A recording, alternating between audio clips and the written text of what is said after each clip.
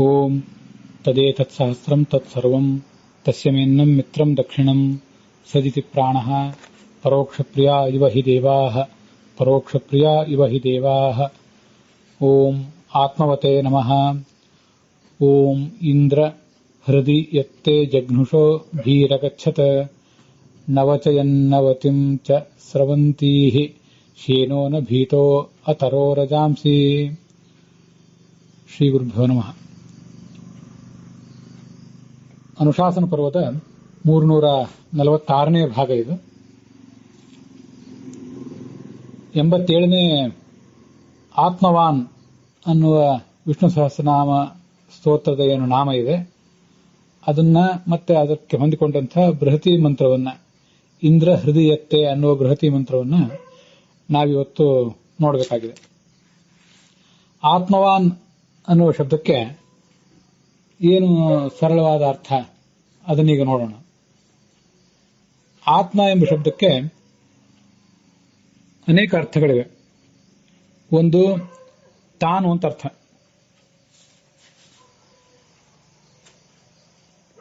ಅದಲ್ಲದೆ ಚತುರ್ಮುಖ ಬ್ರಹ್ಮ, ವಾಯು ಮತ್ತು ಉಳಿದೆಲ್ಲ ಜೀವರು ಕೂಡ, ಎಲ್ಲಾ ಜೀವರನ್ನು ಹೇಳಿದಾಗ ಅಲ್ಲಿಯೇ ಚತುರ್ಮುಖ ಬ್ರಹ್ಮ ಮತ್ತು ವಾಯುಗಳು ಕೂಡ ಬಂದಿದ್ದಾರೆ. ಆದರೂ ಅವರನ್ನ ಪ್ರತ್ಯೇಕವಾಗಿ ಆತ್ಮಶಬ್ದದಿಂದ ಸರ್ವಮೂಲದಲ್ಲಿ ಹೇಳ್ತಾರೆ. ಆ ಕಾರಣದಿಂದ ಅವರು ಚತುರ್ಮುಖ ಬ್ರಹ್ಮವಾಯುಗಳು ಮತ್ತೆ ಎಲ್ಲ ಜೀವರು, ಎಲ್ಲ ಜೀವರ ದೇಹ, ಮನಸ್ಸು ಇವೆಲ್ಲವೂ ಕೂಡ ಭಗವಂತನ ಅಧೀನ. ತಾನು ತನ್ನದೇ ಅಧೀನ, ಭಗವಂತ ಸ್ವವಶ.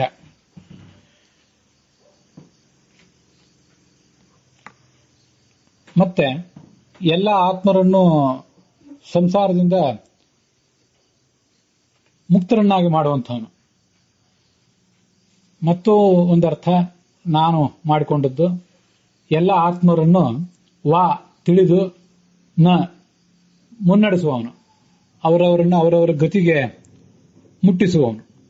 ಹೀಗೂ ಒಂದು ಅರ್ಥವನ್ನು ಕೂಡ ಮಾಡಿಕೊಳ್ಳಬಹುದು. ಈ ಬೃಹತಿ ಮಂತ್ರಕ್ಕೆ ಸಂಬಂಧಪಟ್ಟಂತೆ ಆ ಬೃಹತಿ ಮಂತ್ರ ಏನು ಅರ್ಥ ಹೇಳ್ತಿದೆ ಆ ಅರ್ಥಗಳನ್ನೆಲ್ಲ ನಾವು ಆ ಆತ್ಮವಾನ್ ಎಂಬ ಶಬ್ದದಿಂದ ಕಾಣುವ ಪ್ರಯತ್ನ ಮಾಡಬೇಕು. ಆತ್ಮವಾನ್ ಅಂತೇನು ಈ ನಾಮ ಇದೆ, ಅದಕ್ಕೆ ಸಂಬಂಧಪಟ್ಟಂತೆ ಇಂದ್ರ ಹೃದಯತ್ತೆ ಅನ್ನುವ ಮಂತ್ರ, ಅದನ್ನು ಆಚಾರ್ಯರು ಋಗ್ಭಾಷ್ಯದಲ್ಲಿ ವ್ಯಾಖ್ಯಾನ ಮಾಡಿದ್ದಾರೆ. ಅದಕ್ಕನುಸಾರವಾಗಿ ರಘುನಾಥ ತೀರ್ಥರು ಮತ್ತೆ ಭಗವಂತ ಆಚಾರ್ಯರು ಅದಕ್ಕೇನು ವ್ಯಾಖ್ಯಾನ ಮಾಡಿದ್ದಾರೆ.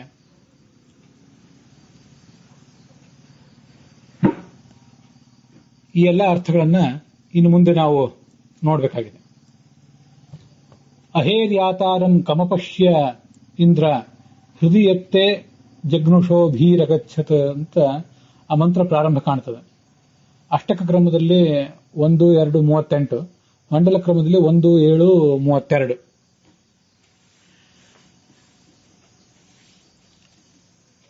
ಅಹೇರ್ಯಾತಾರಂ ಕಮಪಶ್ಯ ಅನ್ನೋದೊಂದನ್ನ ಹಿಂದಿನ ಮಂತ್ರದಲ್ಲಿ ಸೇರಿಸಿದ್ದಾರೆ.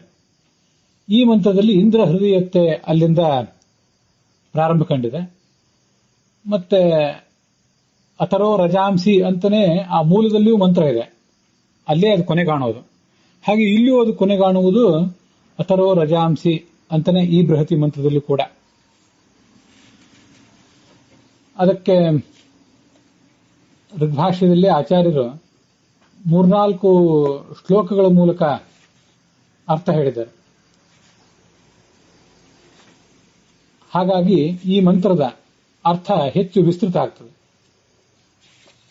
ಇಂದ್ರನ ಪರವಾದ ಅರ್ಥ ಮತ್ತೆ ಭಗವಂತನ ಪರವಾದ ಅರ್ಥ ಹೀಗೆಲ್ಲವೂ ಬಹಳ ವಿಸ್ತೃತವಾಗಿದೆ ಅದರಲ್ಲಿ. ಅಹೇರ್ಯೋದ್ಧಾರಂ ಕಮಪಶ್ಯ ಇಂದ್ರ ಯಜ್ಜಘ್ನುಷಸ್ತೇಪಿ ಭಯಂ ಜಗಾಮ ಜ್ಞಾನಾನಿ ಮಿಥ್ಯಾಬೋಧತೋಸ್ಮನ್ ಮನಶ್ಚ ಶಬ್ದಾದಿಕಾದಮುಚ ಸಪ್ತ ಸಿಂಧೂನ್ ಮಹತ್ತತ್ವಾದೀನ್ ವಿಪರೀತಾ ಮತಿಸ್ತು ವಿದ್ಯುಚ್ಛಬ್ದಾಸ್ತನ್ಯತುರ್ವಕ್ತೃಶಕ್ತಿ ಮಿಹೇತ್ಯುಕ್ತಾ ಹ್ರಾದುನಿರ್ಹುಂಕೃತಿಶ್ಚ ಪ್ರತಿವಕ್ತॄಣಾಂ ಅನುಕೂಲೇ ಪರೇಶೆ ನ ಸಾಧಯಂತಿ ಸ್ಮ ತಮಸ್ಸಮುತ್ಥಾ ಜಯತ್ಯೇನಂ ಸಂಶಯಂ ವಾಸುದೇವ ಅಂತ ಇವೆರಡು ಶ್ಲೋಕಗಳು. ಇಂದ್ರನ ಪರವಾಗಿ ಅದನ್ನು ಗಮನಿಸಿದಾಗ ಇದನ್ನ ಹಿಂದೆ ನೋಡಿದ್ದೀವಿ. ಅಹೇರ್ಯಾತಾರಂ ಕಮಪಶ್ಯ ಇಂದ್ರ ಅಂತ. ಇಂದ್ರನೇ, ನಿನ್ನನ್ನು ಹೊರತುಪಡಿಸಿದರೆ ಅಹಿದಾನವನ್ನು ಎದುರಿಸಿ ಆಕ್ರಮಿಸುವವರು ಯಾರು? ಅವನನ್ನ ಅಹಿ ಎಂಬ ದಾನವನ್ನ ಕೊಲ್ಲಿಕ್ಕೆ ನೀನು ಹೊರಟಾಗ ನಿನಗೂ ಸ್ವಲ್ಪ ಮನಸ್ಸಿನಲ್ಲಿ ಅಳುಕಿತ್ತು, ಭಯ ಇತ್ತು. ಅಹಿಯನ್ನು ತಾನು ಕೊಲ್ಲಬಲ್ಲೇನೆ ಅನ್ನುವಂಥ ಸಂಶಯ ನಿನಗಿತ್ತು. ಆದರೂ ಕೊನೆಗೆ ನಿನಗೇ ಮೇಲುಗೈ ಆಯಿತು. ಅಂತ ಮಹಾಪ್ರತಾಪಿ ನೀನು.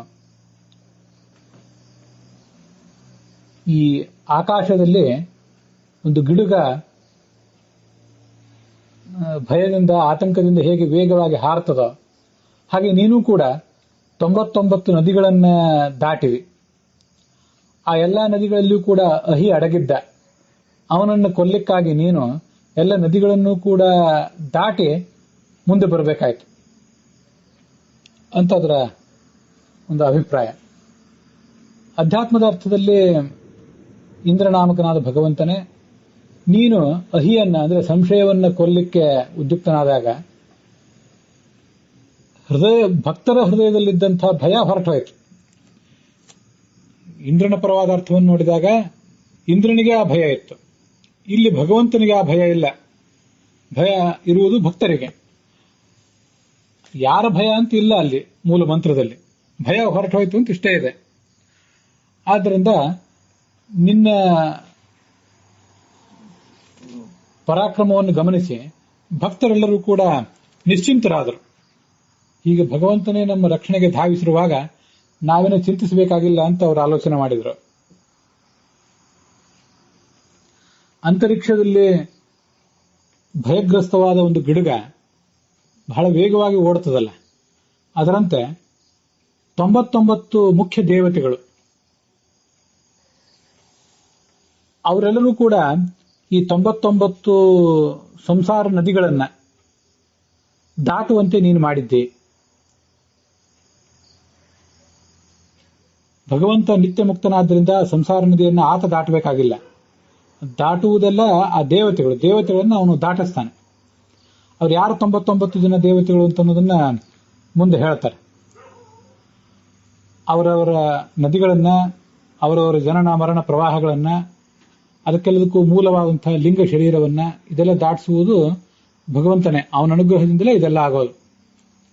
ಅದು ಆ ದೇವತೆಗಳು ಮಾತ್ರ ಅಲ್ಲ, ಮುಕ್ತಿಯೋಗ್ಯರಾದಂತಹ ಎಲ್ಲಾ ಜೀವರು, ಉಳಿದೆಲ್ಲಾ ದೇವತೆಗಳು, ಅವರೆಲ್ಲರನ್ನೂ ಭಗವಂತ ಸಂಸಾರದಿಂದ ದಾಟಿಸ್ತಾನೆ ಅಂತಾನೆ ಅರ್ಥ.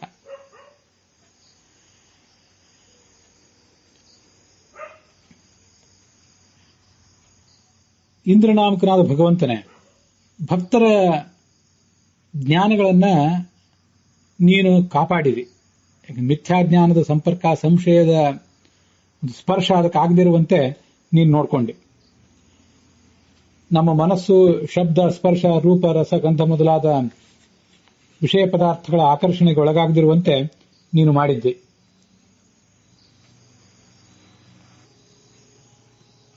ಹೀಗೆ ಇವೆಲ್ಲವೂ ಕೂಡ ಈ ಯಾವುದೇ ರೀತಿಯಾದ ವಿಘ್ನಗಳು ಭಕ್ತನಿಗಾಗೋದಿಲ್ಲ. ಎಲ್ಲಾ ಸಂಶಯಗಳನ್ನು ವಾಸುದೇವ ಗೆಲ್ಲುತ್ತಾನೆ. ಅವನ ಅನುಗ್ರಹದಿಂದ ನಾವು ಗೆಲ್ಲುತ್ತೇವೆ. ಸ್ವಭಕ್ತಾರ್ಥೆ ತದ್ಹೃದಿಸ್ಥಃ ಕಯೇವ ತ್ವದನ್ಯೋ ಅಭಿರಭಿಗಂತಾ ಭವೇತ ತವಯವ ಯಸ್ಮಾತ್ ಸಂಶಯಂ ಜಘ್ನುಷಸ್ತು ತ್ವದೀಯಾನ ಭಯಮಂಜೋ ವ್ಯಪೈತಿ. ಋಗ್ಭಾಷ್ಯದ ಶ್ಲೋಕ. ತನ್ನ ಭಕ್ತರ ಹೃದಯದಲ್ಲಿದ್ದು ಅವರವರ ಸಂಶಯಗಳನ್ನ, ಗೊಂದಲಗಳನ್ನು ಪರಿಹರಿಸ್ತಾನೆ. ಈ ಸಂಶಯವನ್ನ ಬೇರೆ ಯಾರು ಪರಿಹರಿಸಲಿಕ್ಕೆ ಸಾಧ್ಯ? ಭಗವಂತನೇ ಪರಿಹರಿಸಬೇಕಷ್ಟೆ. ಅದನ್ನು ಹಿಂದಿನ ಮಂತ್ರದಲ್ಲೂ ಕೂಡ ನೋಡಿದ್ದೇವೆ.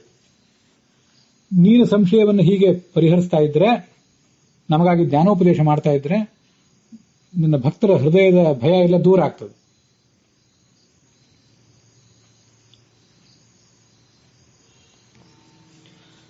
ಈಶೋ ದೇವಾನಾಂ ತಾವತಾಂ ತಾವತೀಶ್ಚ ಸತ್ಯಾಪಗಾಸ್ತಾರಯಾಮಾಸ ಯದ್ವತ್ ಭೀತಶ್ಯೇನ ಸ್ತರತೀರ್ಥಂ ತಥೈಷಾಂ ಕೃತ್ವೋಪಮಾಂ ತಾರಯಾಮಾಸ ದೇವಃ. 99 ಜನ ದೇವತೆಗಳನ್ನ ಮತ್ತೆ ಅವರಿಗೆ ಸಂಬಂಧಪಟ್ಟಂತ 99 ಸಂಸಾರ ನದಿಗಳಿಂದ ಭಗವಂತ ಪಾರು ಮಾಡಿದ. ಈ ಭಯಗ್ರಸ್ತವಾದಂತಹ ಒಂದು ಗಿಡಗ ಆಕಾಶದಲ್ಲಿ ಹೇಗೆ ಹಾರ್ತದೋ ಹಾಗೆ ಈ ದೇವತೆಗಳು ಕೂಡ ಸಂಸಾರವೆಂಬ ನದಿಗಳನ್ನು ವೇಗವಾಗಿ ದಾಟುವಂತೆ ಭಗವಂತ ಮಾಡಿದ. ಆ ದೇವತೆಗಳಿಗೆ ಗಿಡುಗದ ಉಪಮ. ಗಿಡುಗ ಅಂತ ಹೇಳಿದ್ದೇನಿದೆಯಲ್ಲ ಅದು ಭಗವಂತನನ್ನಲ್ಲ, ದೇವತೆಗಳಿಗೆ ಗಿಡುಗದ ಉಪಮ ಬರುವಂತೆ ಮಾಡಿದ. ಕೃತ್ವ ಉಪಮಾಂ, ಆ ಹೋಲಿಕೆ ದೇವತೆಗಳಿಗೆ ಬರುವಂತೆ ಮಾಡಿ ಅವರನ್ನು ದಾಟಿಸಿದ. ಅಲ್ಲಿ ದಾಟಿಸಿದ ಅಂತಿಲ್ಲ, ಅತಾರಯ ಅಂತಿಲ್ಲ, ಅತರಹ ನೀನೇ ದಾಟಿದೆ ಅಂತಿದೆ. ಹಾಗ್ಯಾಕಿದೆ ಅಂತಂದ್ರೆ ಅತಾರಯ ಅಂತನ್ನುವುದು ಮೂಲ ತ್ರಿಧಾತುವಿಗೆ ನಿಚ್ ಪ್ರತ್ಯಯ ಬಂದ್ರೆ ಅತಾರಯ ಅಂತ ಆಗ್ತದೆ. ಕರೋತಿ ಮಾಡುತ್ತಾನೆ, ಕಾರೇತಿ ಮಾಡಿಸುತ್ತಾನೆ. ಹಾಗಾಗಿ ಮಾಡಿಸುತ್ತಾನೆ ಅಂತ ಹೇಳುವಾಗ ಕಾರೇತಿನೇ ಅನ್ಬೇಕು. ಹಾಗೇನೆ ದಾಟಿಸಿದ್ದನು ಅಂತ ಹೇಳುವಾಗ ಅತಾರಯತ್ ಅನ್ಬೇಕು. ಅತಾರಯ ಅಂತಂದ್ರೆ ಮಧ್ಯಮ ಪುರುಷ. ಅತರಹ ಅಂತ ಯಾಕೆ ಹೇಳಿದ್ದಾರೆ ಅಂದ್ರೆ ಸಂಸಾರ ದಾಟುವ ಕೆಲಸದಲ್ಲಿಯೂ ಕೂಡ ದೇವತೆಗಳಿಗೆ ಸ್ವಾತಂತ್ರ್ಯ ಇಲ್ಲ, ನಮ್ಮಂಥವ್ರಿಗೇನು ಸ್ವಾತಂತ್ರ್ಯ ಇದ್ದಿತ್ತು. ಭಗವಂತನಿಗೆ ನಮ್ಗೆಲ್ರಿಗೂ ಕೂಡ ಸಂಸಾರವನ್ನು ಕೊಟ್ಟವನು ಅವನೇ, ದಾಟಿಸುವವನು ಅವನೇ. ಬಂಧಕೋ ಭವಪಾಶೇನ ಭವಪಾಶಾಚ್ಚ ಮೋಚಕಃ ಆನಂದ ಕೈವಲ್ಯದ ಪರಂ ಬ್ರಹ್ಮ ವಿಷ್ಣುರೇವನ ಸಂಶಯ ಅಂತ ತತ್ವನಿರ್ಣಯದಲ್ಲಿ ಆಚಾರ್ಯ ಉದ್ಧರಿಸುವಂತ ಕೆಲವು ಪುರಾಣ ಶ್ಲೋಕಗಳು. ಭವಪಾಶದಿಂದ ಕಟ್ಟಿದವನು ನೀನೆ, ಅದನ್ನು ಬಿಡಿಸುವವನು ನೀನೆ, ಮುಕ್ತಿ ಕೊಡುವವನು ನೀನೆ. ಇಂಥ ಸ್ವಾತಂತ್ರ್ಯ ಅವನಿಗೆ ಇದೆ. ಮತ್ತೆ ಈ ಸ್ವಾತಂತ್ರ್ಯವನ್ನು ತಿಳಿಸ್ಲಿಕ್ಕಾಗಿಯೇ ಈ ತರದ ಪ್ರಯೋಗ ಇದೆ. ಅದನ್ನೆಲ್ಲ ಹಿಂದಿನ ಕೆಲವು ಮಂತ್ರಗಳಲ್ಲೂ ನೋಡಿದ್ದೇವೆ.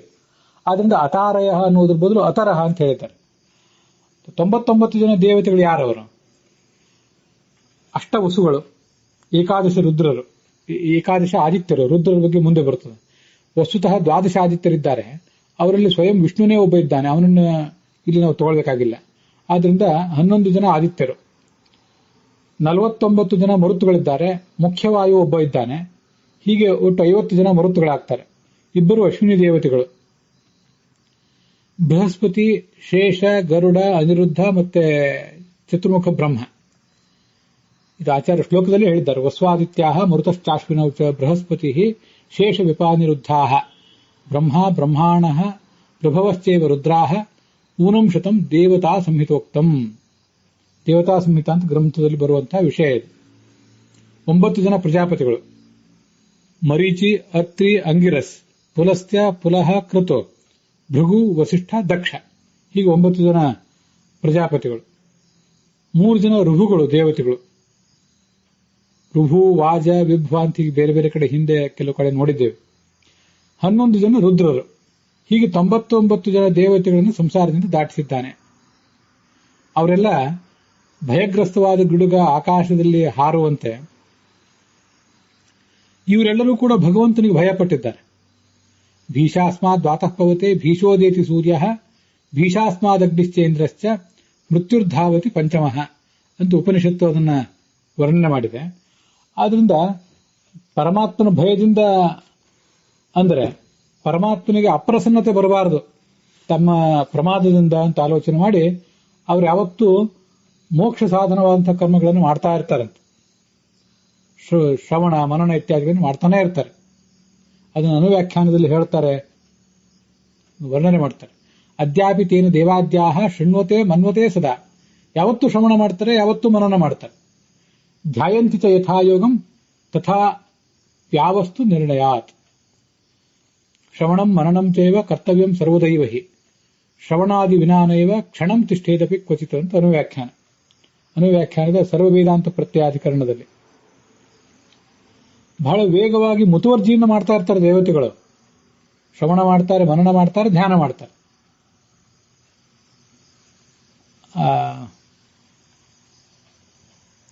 ಗೀತಾ ಪ್ರಸ್ಥಾನದಲ್ಲಿಯೂ ಕೂಡ ಚತುರ್ಮುಖ ಬ್ರಹ್ಮನೂ ಶ್ರವಣ ಮಾಡ್ತಾನೆ ಅಂತಿದೆ.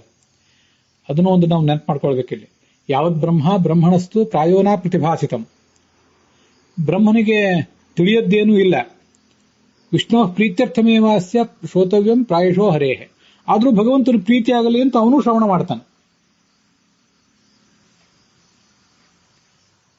ಅನ್ಯೇಷಾಂ ಶ್ರವಣಾಜ್ಞಾನಂ ಕ್ರಮಶೋ ಮಾನುಷೋತ್ತರಂ ಅತ್ಯಲ್ಪ ಪ್ರತಿಭಾನತ್ವ ಮನುಷ್ಯ ಶ್ರುತವೇದಿನ ಅಂತ ಗೀತಾ ಪ್ರಸ್ಥಾನದಲ್ಲಿ ಆಚಾರ್ಯ ಹೇಳ್ತಾರೆ. ಚತುರ್ಮುಖ ಬ್ರಹ್ಮನೇ ಹೀಗೆ ಶ್ರವಣ ಮಾಡ್ತಾನೆ ಅಂದ್ರೆ ಅವನಿಗಿಂತ ಕೆಳಗಿರುವಂತಹ ಅನೇಕ ಜನ ದೇವತೆಗಳು ಆ ಶ್ರವಣವನ್ನು ಹೆಚ್ಚೆಚ್ಚು ಅವಲಂಬಿಸ್ತಾರೆ. ಕೆಳಗೆ ಬಂದಷ್ಟು ಕ್ರಮಶಃ ಮಾನುಷೋತ್ತರಂ ಶ್ರವಣಾಜ್ಞಾನಂ, ಮನುಷ್ಯರವರೆಗೆ ಬರುವಾಗ ಆ ಶ್ರವಣದ ಮೇಲಿನ ಅವಲಂಬನೆ ಹೆಚ್ಚಾಗ್ತದೆ. ಮೇಲ್ಮೇಲೆ ಹೋದಂತೆ ಶ್ರವಣದ ಮೇಲಿನ ಅವಲಂಬನೆ ಕಡಿಮೆ ಇರ್ತದೆ. ಆದ್ರೆ ಆಯಾ ದೇವತೆಗಳೇ ಮಾಡ್ತಾರೆ ಅಂತಿರುವಾಗ ಮನುಷ್ಯರಾದಂತಹ ನಾವು ಯಾವತ್ತೂ ಕೂಡ ಶ್ರವಣಾದಿಗಳನ್ನು ತಪ್ಪಿಸಬಾರದು ಅಂತ ಅಲ್ಲಿ ತಿಳಿಸ್ತಾರೆ. ಭಗವಂತ ಕುಪಿತನಾದನು, ಯಾಕೆ ಶ್ರವಣ ಮನನ ಧ್ಯಾನಗಳನ್ನು ನಿಲ್ಲಿಸಿದ್ದೀರಿ ಅಂತ ಕುಪಿತನಾಗ್ತಾನೆ ಅಂತ ದೇವತೆಗಳೇ ಭಯ ಪಡುವಾಗ ನಾವು ಕೂಡ ಯಾವತ್ತೂ ಅದನ್ನು ತಪ್ಪಿಸಬಾರದು. ಕ್ಷಣಂ ತಿಷ್ಠೇದ ಪಿಕ್ವಚಿತ್, ಶ್ರವಣಾದಿಗಳಿಲ್ಲದೆ ಒಂದು ಕ್ಷಣವನ್ನು ನಾವು ಕಳೆಯಬಾರದು. ಬೇರೆ ಯಾರಾದರೂ ಶ್ರವಣ ಮಾಡಿಸುವ ಅನುಕೂಲ ಇಲ್ಲದೆ ಇದ್ದಾಗ ಕೆಲವು ನಾವು ದೈಹಿಕ ಕಾರ್ಯಗಳನ್ನು ಮಾಡ್ತಾ ಇರ್ತೇವೆ. ಪ್ರತಿಯೊಂದು ಸಂದರ್ಭದಲ್ಲೂ ಗುರುಗಳ ಮುಂದೆ ಕೂಡ್ಲಿಕ್ಕಾಗೋದಿಲ್ಲ, ಅಥವಾ ನಾವೇ ಪುಸ್ತಕ ಹಿಡಿದು ಕೂತ್ಕೊಳ್ಳಿಕ್ಕಾಗೋದಿಲ್ಲ. ಆವಾಗ ಮನನವನ್ನಾದರೂ ಮಾಡಬೇಕು. ಆ ಮನನವನ್ನಾದರೂ ನಾವು ಯಾವಾಗ ಹಿಂದೆ ಕೇಳಿದ್ದೇವೆ ಅದನ್ನ ನಾವು ಮಾಡ್ತಿರುವ ಕೆಲವು ದೈಹಿಕ ಕಾರ್ಯಗಳನ್ನು ಮಾಡುವಾಗ ಮನಸ್ಸನ್ನು ಅದರಲ್ಲಿ ತೊಡಗಿಸ್ಬೇಕು. ಭಗವಂತನ ಕುರಿತಾದ ಧ್ಯಾನವನ್ನಾದರೂ ನಾವು ಓಡಾಡುವಾಗ ಮತ್ತೆ ಬೇರೆ ಬೇರೆ ಕೆಲಸಗಳನ್ನು ಮಾಡುವಾಗ ಮಾಡಬೇಕು. ಸ್ಮರಣೋಪಾಸನಂ ಚೈವ ಧ್ಯಾನಾತ್ಮಕಮಿತಿ ದ್ವಿಧ ಶ್ರವಣಂ ಸ್ಮರಣಂ ಸರ್ವದಾ ಯೋಗ್ಯಂ ಧ್ಯಾನೋಪಾಸನ ಮಾಸನೆ ಅಂತ ಬ್ರಹ್ಮಸೂತ್ರ ಭಾಷ್ಯದಲ್ಲಿ ನಾವು ಸದಾ ಮಾಡಬಹುದಾದ ಧ್ಯಾನವನ್ನು ಹೇಳ್ತಾರೆ. ಸ್ಮರಣಾತ್ಮಕ ಧ್ಯಾನ ಮತ್ತು ಸ್ಮರಣಾತ್ಮಕವಾದ ಉಪಾಸನೆ ಮತ್ತು ಧ್ಯಾನಾತ್ಮಕವಾದ ಉಪಾಸನೆ ಅಂತ ಎರಡಿದೆ.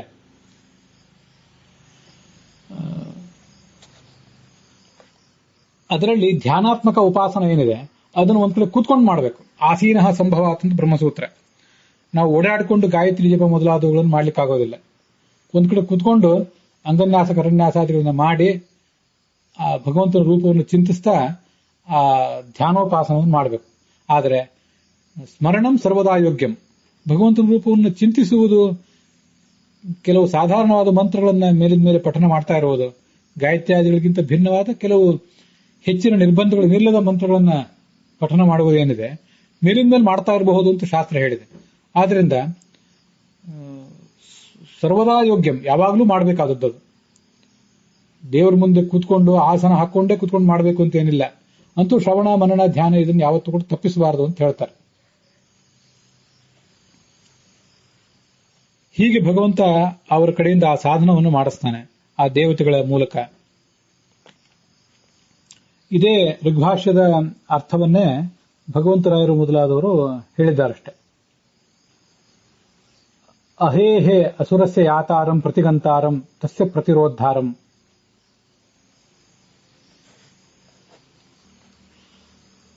ರಜಾಂಸಿ ಅಂತ ಮೂಲ ವೇದ ಮಂತ್ರದಲ್ಲಿದೆ. ರಜಾಂಸಿ ಅಂದ್ರೆ ಆಕಾಶದ ಪ್ರದೇಶಗಳನ್ನು ಅಂತ ಅರ್ಥ. ರಜಸ್ತನದಲ್ಲಿ ಧೂಳು ಅಂತ ಅರ್ಥ ಅಲ್ಲ, ಆಕಾಶದ ಪ್ರದೇಶಗಳನ್ನು ಅಂತ ಅದರ ತಾತ್ಪರ್ಯ. ಅದಕ್ಕೆ ಆ ಋಗ್ಭಾಷ್ಯದಲ್ಲಿ ಆ 234ನೇ ಶ್ಲೋಕದಲ್ಲಿ 2ನೇ ಅಧ್ಯಾಯದಲ್ಲಿ ಅಹಿಂ ದೈತ್ಯಂ ಘ್ನನ್ ಯಥಾ ಆಕಾಶ ಪ್ರದೇಶಾನ್ ಅಂತ ಆಚಾರ್ಯ ವ್ಯಾಖ್ಯಾನ ಮಾಡಿದ್ದಾರೆ. ಅದು ರಜಾಂಸಿ ಅನ್ನೋ ಶಬ್ದಕ್ಕೆ ಅವರು ಮಾಡಿದಂತಹ ವ್ಯಾಖ್ಯಾನ. ಏವಂ ನವನವತಿಂ ದೇವಾನಾಂ 99 ದೇವತೆಗಳು,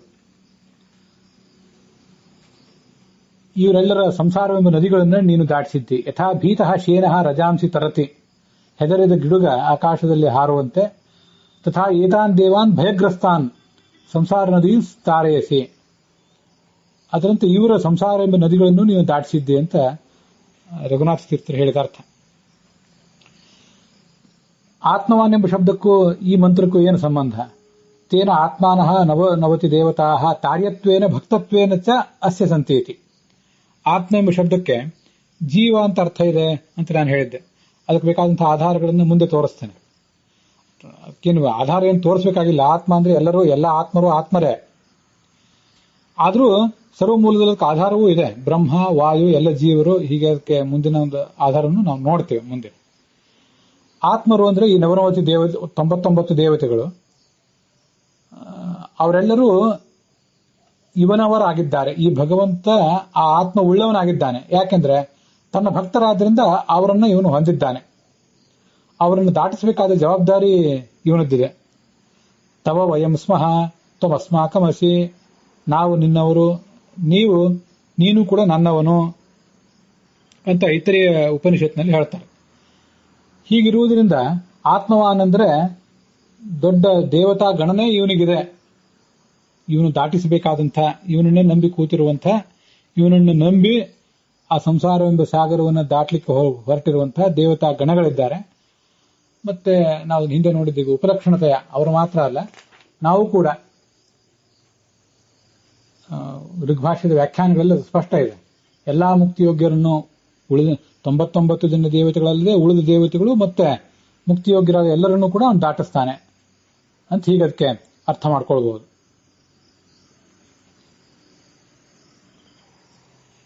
ಈ ಉಳಿದೆಲ್ಲ ದೇವತೆಗಳನ್ನು ಮತ್ತು ಉಳಿದ ಜೀವರನ್ನು ಅಂತ ಬಂತಲ್ಲ, ಹಾಗಿರುವಾಗ ಅಲ್ಲಿ 99 ಅಂತ ಸಂಖ್ಯೆ ಯಾಕೆ ಹೇಳಬೇಕು?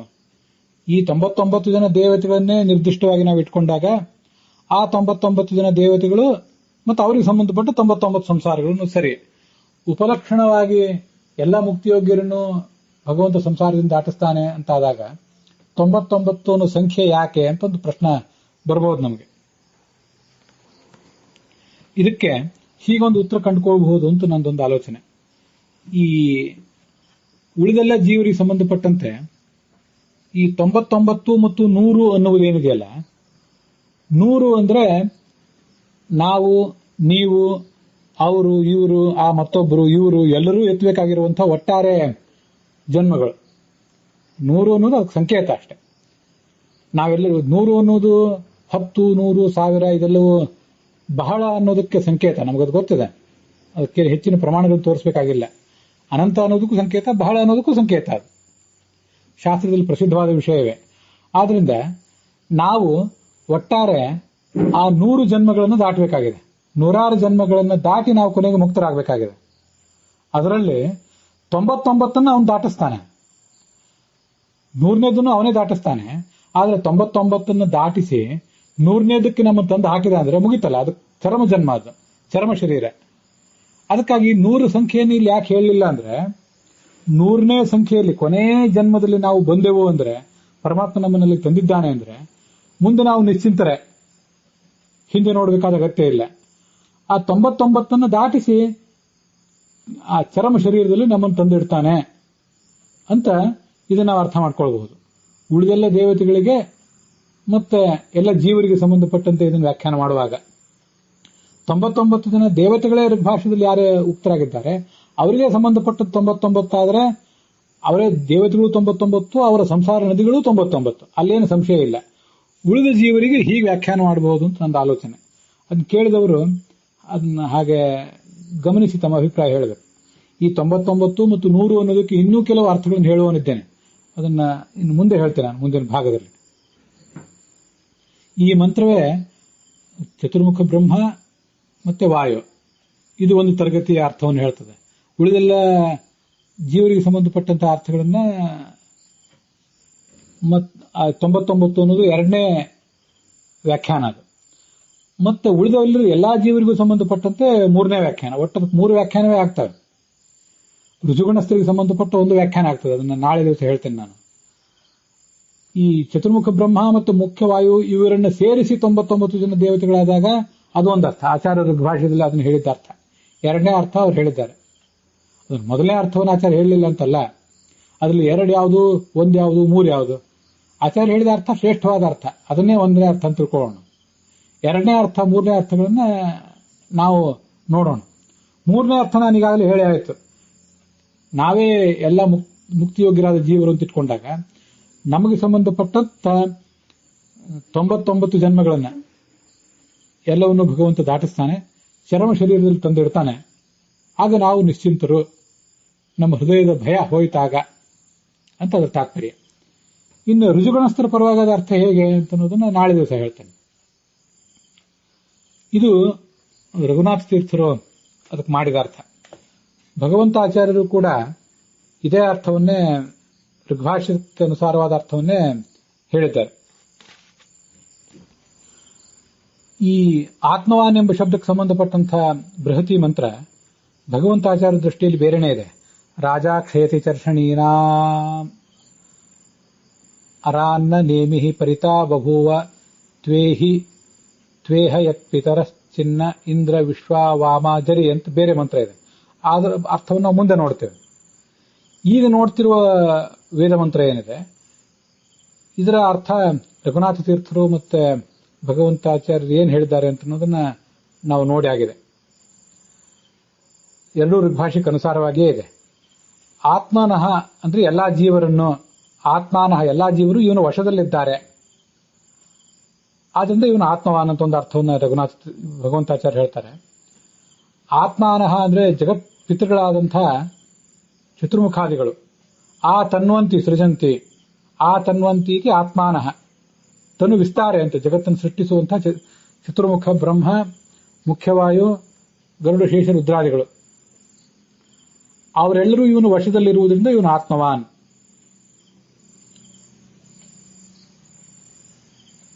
ಮತ್ತೆ ಅವರು ಆತ್ಮರು ಯಾಕೆ? ಅಭೀಷ್ಟಗಳನ್ನ ಹೊಂದುವವರು ಭಗವಂತನ ಅನುಗ್ರಹದಿಂದ. ಆದತೆ ಅಭೀಷ್ಟಾನಿ ಇತಿ ಆತ್ಮಾನಃ. ಅದು ಎಚ್ಚ ಆಪ್ನೋತಿ ಯದಾದತ್ತೆ ಎಚ್ಚಾತ್ತಿ ವಿಷಯಾನಿಹ ಅಂತ ಆಚಾರ್ಯರು ಹೇಳಿದ ಅರ್ಥವೇ ಇದೆ. ಭಗವಂತ ಆತ್ಮ ಆದಾಗ ಎಲ್ಲವನ್ನೂ ಸ್ವೀಕಾರ ಮಾಡ್ತಾನೆ. ನಾವು ಆತ್ಮರು ಯಾಕೆಂದ್ರೆ ಭಗವಂತನ ಅನುಗ್ರಹದಿಂದ ನಮ್ಮ ಅಪೇಕ್ಷೆಗಳನ್ನು ಈಡೇರಿಸಿಕೊಳ್ಳೋದ್ರಿಂದ. ಆದ್ರಿಂದ ನಾವೆಲ್ಲರೂ ಆತ್ಮರು. ನಮ್ಮಂಥ ಆತ್ಮರು ಅಲ್ಲದೆ ಚತುರ್ಮುಖಾದಿ ಆತ್ಮರೇನಿದ್ದಾರೆ ಅವರೆಲ್ಲರೂ ಇವನ ಅಧೀನದಲ್ಲಿದ್ದಾರೆ. ಅದಕ್ಕಾಗಿ ಅವರನ್ನು ಆತ್ಮನಃ ಅಂತ, ಆತ್ಮವಾನ್ ಅಂತ ಹೀಗೆ ಶಬ್ದ ಪ್ರಯೋಗದಿಂದ ಭಗವಂತನನ್ನು ಹೇಳ್ತಾರೆ.